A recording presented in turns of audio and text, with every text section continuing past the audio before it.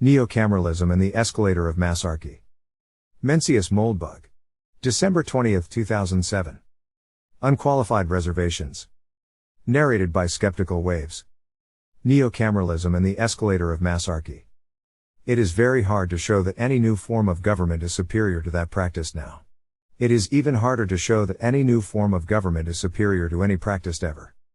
Nonetheless, unless these problems are not just hard but actually unsolvable, innovation in the form of government is possible. It is worth noting that government in history has ever encouraged its subjects to believe that it could be innovated away. Which is a rather straightforward explanation of the fact that few have ever believed it possible. Which does not make the proposition true, but does suggest one way in which it could be true. Certainly, the very idea of innovation in government should not frighten you. If it does, there is no point at all in thinking about government. This is conservatism to the point of mental disorder. I simply cannot contend with it, and I refuse to try. If you cannot set yourself outside your own beliefs and prejudices, you are not capable of normal civilized discourse. Today's post, despite its precious, neologistic title, is about one of our favorite subjects here at democracy. Most people are conservatives with respect to democracy. They like it, they want to conserve it, they consider it sacred and holy and good. And perhaps, of course, it is. I mean, even Churchill, hardly history's picture of a Democrat, said, democracy is the worst possible form of government, except for all the others. Of course, Churchill also drank a fifth of scotch every day. Perhaps he was drunk. Perhaps he was wrong. Perhaps he was lying. Perhaps he was both wrong and lying. Perhaps he was so lying, so wrong, and so drunk that he actually turned out to be right. Perhaps he was an Armenian. Perhaps. As Jimmy Cliff put it in The Harder They Come, who can know this thing? So why shouldn't we take a minute or two, and actually think about it? Google Analytics, which I certainly trust no more than I trust Churchill, informs me that the average time per page on is 4 minutes. Which means either that our average reader is a faster reader than me, or that a lot of people are going them, and then skimming. Or both. Surprising as it may seem, there's actually is an easy way to show that any new form of government Y is superior to today's brand X. Simply present a convincing picture of Y, then present an egregious escalator by which Y devolves into X.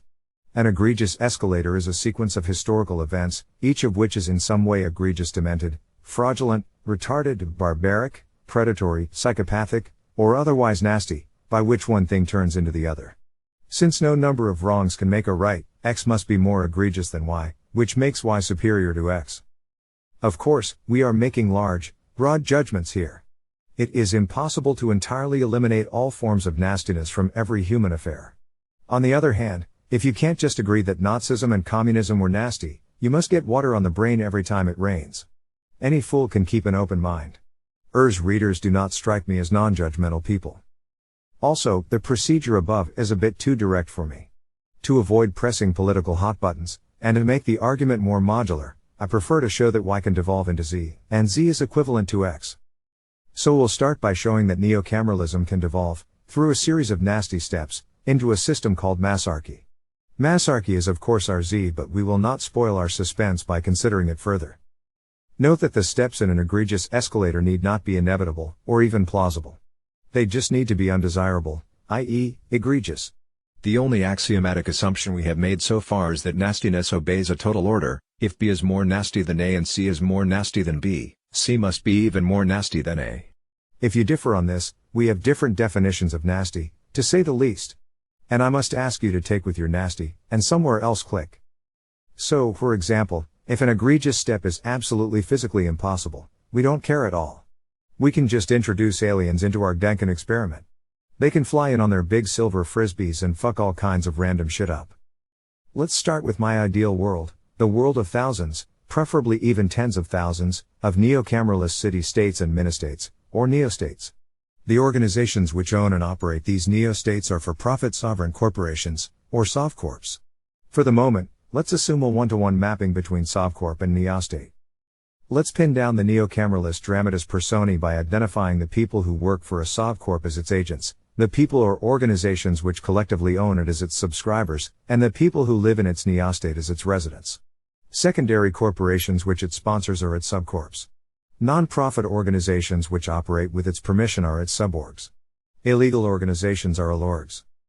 Residents fit into two classes, patron and dependent. Dependents are not legally responsible, and are under the authority of their patrons.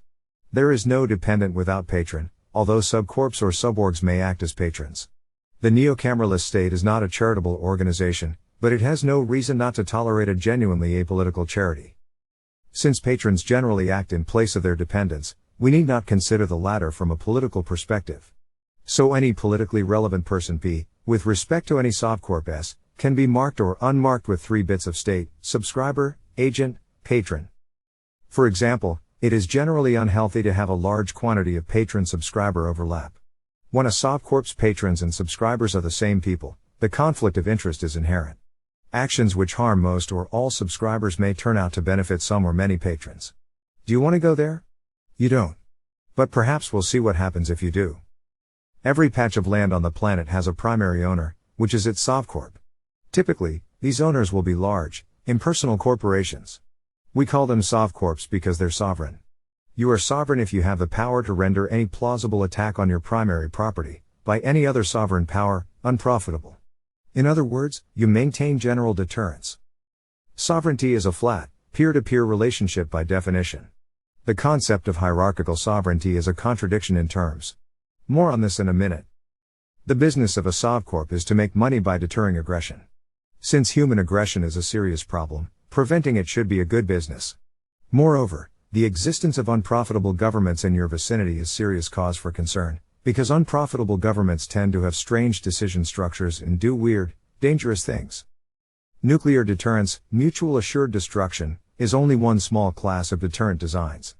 To deter is to render predictably unprofitable. Predictably unprofitable violence is irrational. Irrational violence is certainly not unheard of. But it is much, much rarer than you may think. Most of the violence in the world today is quite rational, imho. General deterrence is a complex topic which deserves its own post. For the moment, assume that every inch 2 of the planet's surface is formally owned by some subcorp, that no one disagrees on the borders, and that deterrence between subcorps is absolute. This does not solve the problem of constructing a stable subcorp. The central problem of governance is the old Latin riddle: who guards the guardians? The joint stock corporate design solves the central problem by entrusting guardianship in the collective decisions of the corporation's owners, voting not by head but by percentage of profit received. The joint stock model is hundreds of years old. It is as proven can be. Anyone who questions its potency in producing profit and annihilating waste and graft might as well believe in the international Jewish conspiracy while they're at it. I mean, anyone can be a world socialist. Isn't it much cooler to be a national socialist? Did you ever know anyone who got kicked out of high school for believing in the UN? However, in the sovereign context, the corporate joint stock ownership and decision structure faces serious challenges which do not exist for a conventional secondary corporation. In the conventional secondary corporation, the control of the owners is unchallenged and unchallengeable, at least as long as the sovereign's rule of corporate law is functioning properly.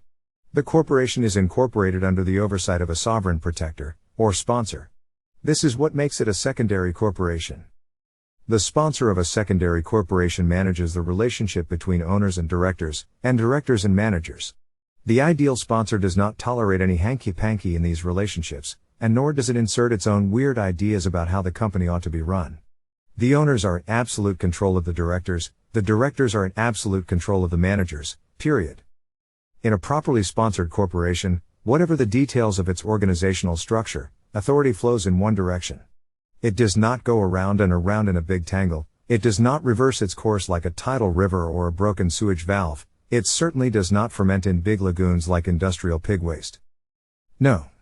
Not just in a properly sponsored corporation, but in any healthy corporation, primary or secondary, power flows down and profit flows up, and this flow never stops in either direction. Think of the two paths as xylem and phloem, arteries and veins, water and sewer, etc., etc. As Bernard Bailyn points out in one of his footnotes, classical political thought concurred in considering imperio and imperium, i.e., internal sub-authorities powerful enough to resist or even control the center, a political solecism. In case you are not too special to have ever worked in a cube, you are probably aware that imperio and imperium is a solecism in PowerPointia as well. One small difficulty, however, is that imperio and imperium means basically the same thing as separation of powers. Internal management in modern Western corporations is pretty good. At least by the standards of modern government, imperio and imperium is non-existent. It should not be confused with the normal practice of internal accounting, which does not in any way conflict with an absolute central authority and a single set of books.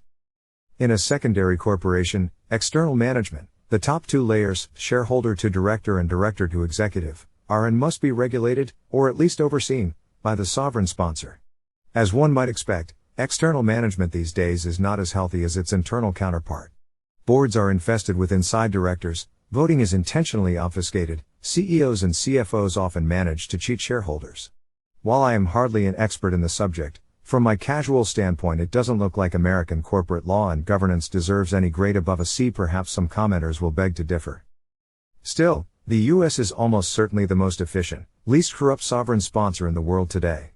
Wall Street has one regulatory mechanism which actually works, and forces managers to act in the interest of investors. This is the takeover. One can separate sponsors into those which generally allow takeovers, and those which generally don't. As a very broad statement, the latter are not to be trusted. And America is the original home of the takeover. In the context of SovCorps, the idea of a takeover starts to sound suspiciously like violence, which we thought we had eradicated, permanently, for good. But violence is hard to eradicate. If you suspect that you may not have gotten rid of it, you probably haven't. So it's worth taking another look at the fascinating problem of sovereign corporate governance. Briefly, there are two options for SovCorp governance on a neocameralist patchwork planet. One is cross-listing and the other is crypto-governance. In cross-listing, SovCorps list on each other's secondary exchanges, taking great care to select only the most reputable sponsors, and demanding a backdoor in which they can switch sponsors at the slightest hint of weirdness. Cross-listing can probably be made to work. However, it is dangerous as a single line of defense. For an ideal SovCorp, it should be combined with some degree of crypto-governance. Crypto-governance is any system of corporate government in which all formal decisions are endorsed and verified cryptographically. A sponsor can still be very useful for crypto-governance, but it is not required. Shareholders in a crypto-governed corporation, known as subscribers, use private keys to sign their contributions to its governance. They may or may not be anonymous, depending on the corporation's rules. If you are an American, have you ever wondered what the letters SA, or similar, which you see all the time in the names of European companies, mean? They mean anonymous society. If this strikes you as weird, it shouldn't. Unfortunately, in the wonderful real world of today, anything even remotely resembling anonymous crypto-governance is known as money laundering by our friends in Washington. Therefore, I do not recommend you run out and try it. If you do, you certainly should not use real money. The first rule of the successful reactionary: never annoy authority. The neat thing about cryptographic government, which is actually much easier than it sounds, we're talking a few thousand lines of code, max, is that it can be connected directly to the SovCorp's second line of defense, a cryptographically controlled military. Cryptographic weapons control, in the form of permissive action links, is already used for the world's most powerful weapons. However, there is nothing in principle preventing it from being extended down to small arms, for example, with a radio activation code transmitted over a mesh network. Military formations loyal to the CEO will find that their weapons work. Rebel formations will find that theirs don't. The outcome is obvious. Moreover, the neocameralist state has no incentive to deal kindly with traitors, so there is no way for an attacker to repeatedly probe the system's weaknesses. The one difficulty with cryptographic weapons control is that it fails, and devolves into simple military rule, if the authorization keys are kept anywhere near the weapons. Weapon holders can gather unlocked or non-cryptographic weapons secretly, and use them to arrest the key holders, for example, the directors of the SovCorp. The solution is simple: keep the SovCorp's directors, or whoever has ultimate control of the highest grade of military keys, outside the SovCorp's neo-state. Even if the CEO himself rebels, along with all of his subordinates, any formation loyal to the directors can defeat them. The result is internal military stability. This result does depend on the planetary neocameralist patchwork. If this degrades, perhaps thanks to mergers and acquisitions, into a few giant megasubcorps, it will be at risk. How does the neocameralist patchwork avoid this horrendous fate? One way is for subscriber covenants to prohibit chain states, or suspicious combinations of shares that might result in a chain state. However, since in a crypto-governed state the subscribers hold absolute power, they cannot be forced to obey these covenants. They can sell every share in the SovCorp to Google if they like, leading to a terrifying new era of permanent global googocracy. Yikes. Me not like so much. The solution here is the patrons. The key is that the less monopoly power a Sovcorp holds, the more it has to fear competition, and the lower its primary rents, taxes, will be. In other words, if its patrons do not have the practical option of switching to a competitor, it will be possible to extract more money from them. A rational monopoly neostate still has no motivation to personally abuse its patrons. It would always rather tax than abuse, and why not just forget the abuse altogether? And once you do this, all you have is a Baroque tax structure, which is abusive in itself. So this will go as well. Of course, if some patron is causing a security problem, abuse is assured. Therefore, just as patrons prefer a neostate which maintains the rule of law and does not make sudden, unexpected demands on their person, they will prefer a neostate that requires its subscribers to show that they are individual private investors who are not residents. If the Sovcorp fails to enforce this restriction, it will be treated like any neostate in which a breach of legality occurs, instant real estate price collapse. No, not every resident needs to flee with children and suitcases for the Sovcorp subscribers to taste the pain. There is pretty much no way to spin a collapse in the price of your only capital asset as management success. This covenant effectively acts as a poison pill defense, preventing acquisitions friendly or hostile. A truly hostile attacker, who uses fronts to purchase shares, will find that the value of the purchased business is much lower than the price paid, because the acquisition is illegal by the neostate's own internal law. So the mechanism requires no external enforcement. It works by deterrence, like any other effective defense. The cost of the covenant is that, since it eliminates the takeover as a guarantee of effective governance, it requires active participation of the subscribers in corporate control. Of course, the subscribers will probably find it desirable to nominate independent proxies. Aside from takeovers, proxy voting does not really work in any corporate governance system in the world today, but I feel this just reflects incompetent regulation on the part of sponsors. It could work, it should work, and in the absence of takeovers, subscribers will have an incentive to make it work. So we have constructed what I think is a reasonably convincing stable Sovcorp, and by extension a stable design for a planetary patchwork of Sovcorps. There are still a few little loopholes we have not covered, but hopefully the commenters can describe them. Now let's break one of our neostates, call it New Frisco and try to make it into a massarchy. Whatever that is. The first step is simple. The CEO of New Frisco's Sovcorp, Friscorp, manages to find some way to hack the director's keys. As a result, she becomes an absolute monarch, not CEO, but Queen of New Frisco. Friscorp, it is her. She unifies ownership and control in a single person. No leader in the English-speaking tradition has been this powerful since Elizabeth I. At least. If the Queen is acting in her own best interest, she will end the experiment here. She is now the sole subscriber of her own Sovcorp. She is also the sole director. The original subscribers have been thoroughly pwned by her egregious hack, whatever that may be, perhaps the aliens helped. They now have no role to play. They can curl up in a ball and cry. Wah! Therefore, the Queen's best decision is to sell New Frisco to a new set of subscribers, using the usual IPO process.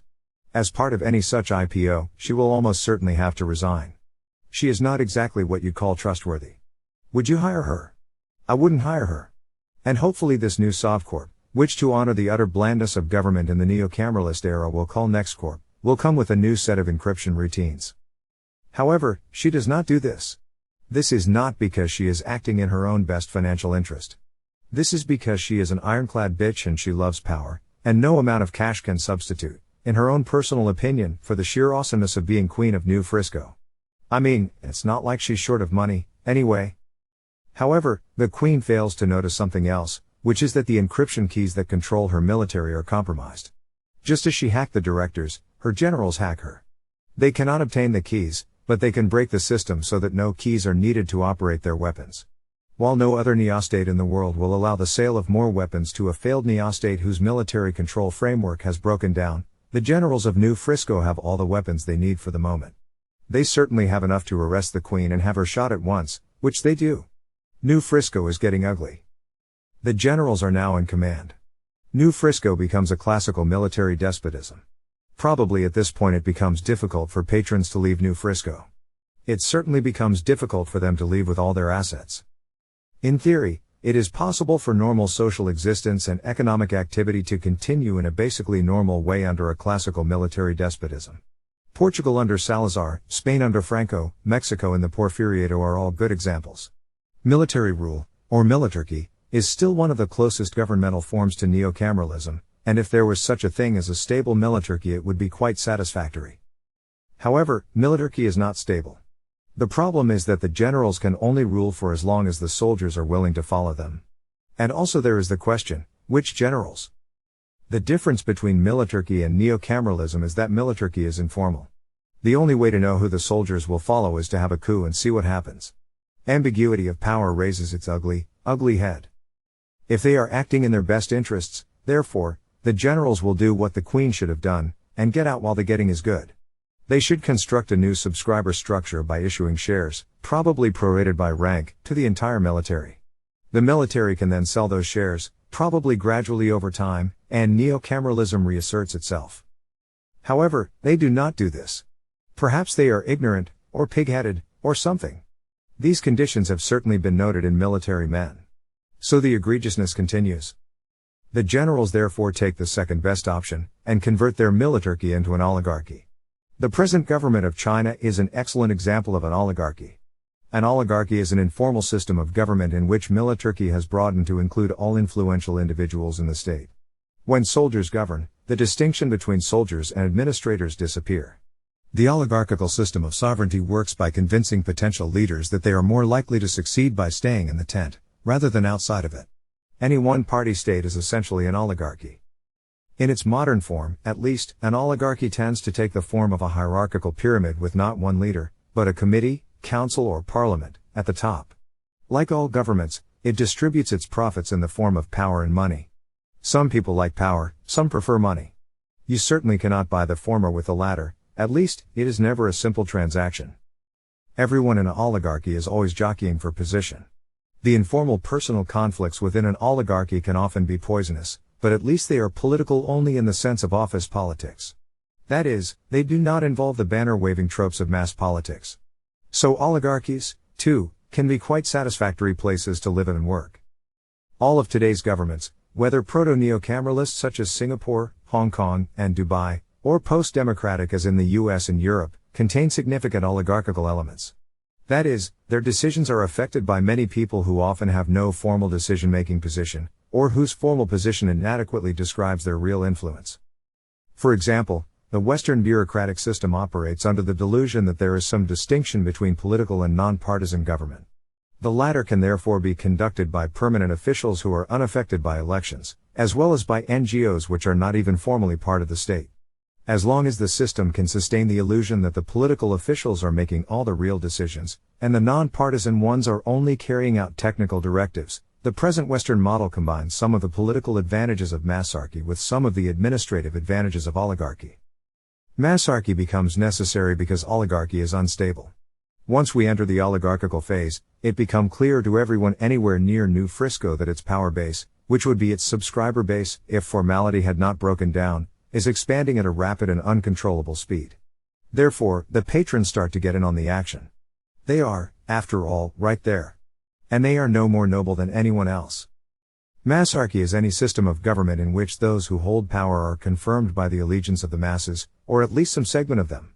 Political power is always hierarchical, and political leaders and factions always gain power by building a critical mass of supporters, or clients.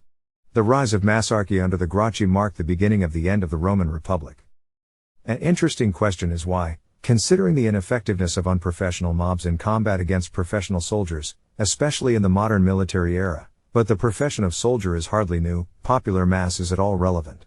Why does it matter who has the biggest mob? Doesn't it just boil down to who has more divisions? It doesn't. And the reason it doesn't is that soldiers don't just follow their generals. They tend to have personal connections in one mob faction or another.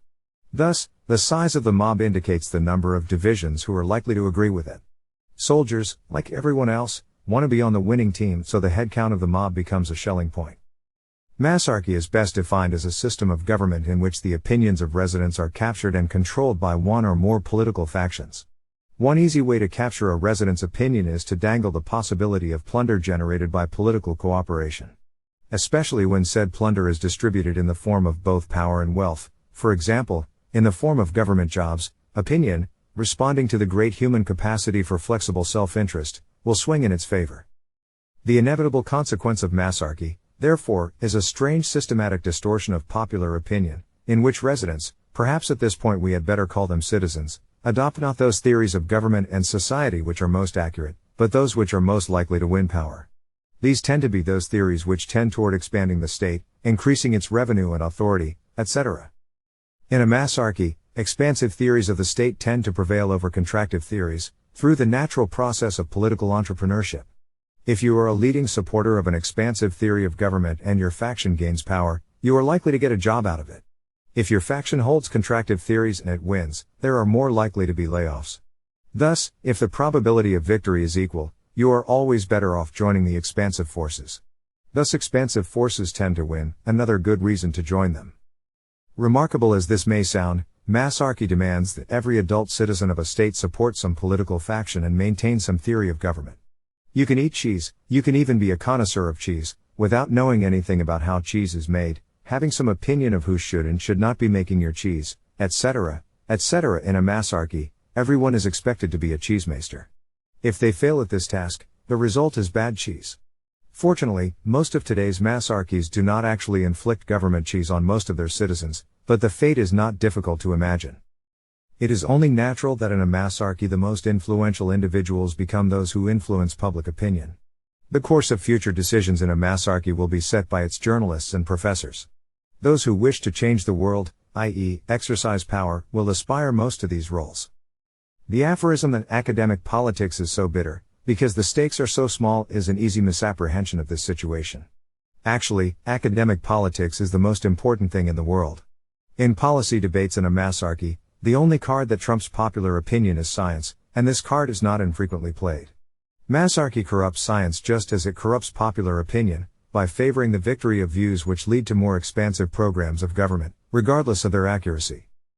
Massarchies also seem to develop large extra-governmental agencies which are not formally part of the state, but nonetheless are influential in setting policy. In the early phases of a massarchy, formal administrators can exercise enormous amounts of power.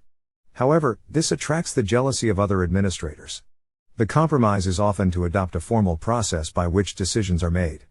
The result of the process is typically determined by extra-governmental players which succeed in presenting themselves as impartial experts. The modern massarchy senses public opinion largely through the mechanism of polling, i.e., random sampling of its residents' opinions. Before polling was technically practical, it relied on the more primitive system of periodic elections. Officials produced by these elections still exist, and are often still relatively influential. However, for obvious reasons, they are only in a position to influence policy for such time as polls confirm their popularity. In future, periodically elected politicians in a massarchy will probably become completely symbolic, as they largely have in the EU. Polling is quite sufficient for a stable massarchy, and much less subject to strange feedback effects. The state simply has to be able to track the polls and not deviate too far from them, or its security will be at risk. Fortunately, since the state controls its citizens' education in a massarchy, its risk of losing control over public opinion is minimal. Massarchies can thus be relatively stable for long periods of time. However, they tend to deteriorate over time, due to the permanent leftward bias that favors expansive over contractive theories of government. And if the state does lose control over the mass mind, an accident which can happen due to the extremely low and continually degenerating quality of government that massarchy provides, it can degenerate into the only worst form of government, brutarchy. A brutarchy is a massarchy in which public opinion is not merely molded by education, but actually compelled by brute force. In this extremely nasty and unstable structure, public opinion turns against the state, and its system of indoctrination is not sufficient to turn it back. The residents are permanently disenchanted. However, because violence prevents them from expressing their actual opinion on the nature of the state, residents of a brutarchy can never be absolutely sure that most other residents of the brutarchy agree with them. Their collective opinion remains unknown and cannot be verified. It is thus of no military significance. The security forces, which typically include a substantial plainclothes contingent, remain in power. When this situation breaks down, one recalls the East German crowds chanting Wir sind das Volk, the brutarchy falls. Note the considerable difference between a militarchy and a brutarchy. It is easy to confuse these forms, but it is also unforgivable. A militarchy, whose political power is unquestionably rooted in the barrel of the gun, need not bother itself with propaganda. It need not care what its residents think. As the Duke of Wellington put it, pour la canaille, il faut la mitraille. Note that mitrai means grapeshot. A machine gun is la mitrailleuse, a later invention, but one which I'm sure would have delighted the Duke even more. A Brutarchy knows that if its soldiers ever learn that its residents despise it, they will refuse to shoot into the mob and instead overthrow the regime. Thus, the difference between militarchy and Brutarchy is the loyalty of the army. In a militarchy, the army's loyalty is to the regime, the leader, the junta, or even just the military itself. In a Brutarchy, the army is loyal to the people, a cult which your average militarchy works very, very hard to discourage. Brutarchy is nasty not only because it does nasty things, but also because it is very difficult for anyone in a Brutarchy, even the nominal leader or leaders, to diffuse and rewind back toward a healthy neocameralist model. The trope in which more expansive theories of the state tend to defeat less expansive ones does not lose its power with the transition from massarchy to Brutarchy. These theories tend to simply detach from reality, and the mental world of a Brutarchy is a world of lies and delusions, even more than in a massarchy. Returning to stable government without some kind of violent upheaval becomes almost impossible. To me, at least, the most perverse fact about massarchies, including Brutarchies, is simply that the first distortion they must bring their residents to believe, whether by education or by compulsion, is that massarchy is the optimal form of government. A massarchy which fails in this task is not stable. It remains after all a massarchy, and its residents will terminate it. We have yet to demonstrate that this massarchy thing is the same form of government that most of us were brought up to call democracy. But this post is getting long. And perhaps readers find the point obvious and uncontroversial. If not, I hope they will say so.